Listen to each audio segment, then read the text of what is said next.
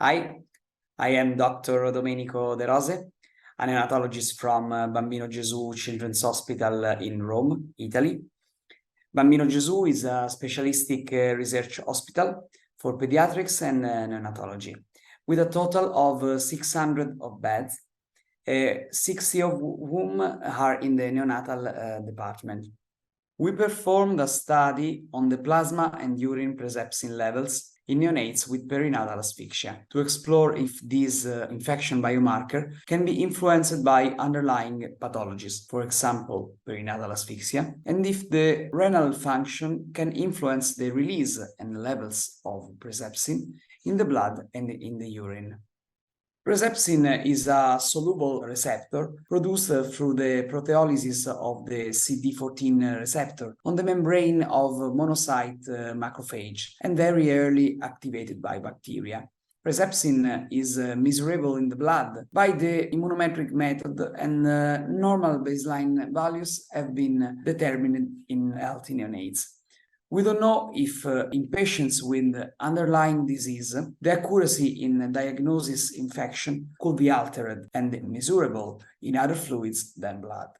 The main outcome of our study was to compare blood and urine levels of presepsin measured simultaneously in uninfected asphyxiated neonates and to assess their correspondence. As a secondary outcome, we explored plasma profiles of presepsin, C-reactive protein, and procalcitonin during therapeutic hypothermia, and we compared blood and urine presepsin levels of uninfected asphyxiated infants with those of uninfected neonates without asphyxia to evaluate the influence of the kidney function on its release. We enrolled, therefore, 25 asphyxiated neonates and 19 healthy term controls. We measured the blood and urine levels of presepsin with the PATFAST point-of-care device. In asphyxiated patients, we measured presepsin, procalcitonin, and C-reactive protein during therapeutic hypothermia during the first 6 hours of life, after 24 hours, after 48 hours, and after 72 hours of life, while in control neonates, we measured them just once within 12 hours of life.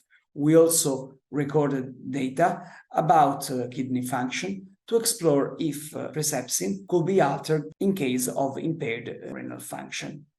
As you can see in the bar charts, blood and urinary presepsin levels in asphyxiated patients matched each other at different time points. We observed a not significant trend toward high urine presepsin levels at T0, the first 6 hours of life, but in general, median values were similar to those described in the literature for healthy neonates. We also found that both C-reactive protein and procalcitonin significantly increased beyond the normal range of values from T0 to T2 in the majority of patients. In fact, C-reactive protein increased in 24 patients and procalcitonin increased in 19 of 25 patients. Median blood presepsin value was similar in neonates with perinatal asphyxia and in control, 500 picograms milliliter versus 700 respectively. While in neonates with perinatal asphyxia, the median urinary value was significantly higher than in control, 800 versus 400. Our conclusions are that in uninfected asphyxiated patients, the median blood and the urine presepsin levels match each other in the first 72 hours of life. Perinatal asphyxia does not influence the presepsin values within the first 72 hours, while C-reactive protein and procalcitonin increased. In the first 12 hours after hypoxia, urinary presepsin levels, but not blood levels, were significantly higher in asphyxiated infants than in controls. And finally, urinary levels cannot be used to discriminate sepsis in the first 12 hours of life because it is still necessary to establish a specific urinary cutoff. If you have any question for me, please contact me during the conference through the platform, and this is our email addresses.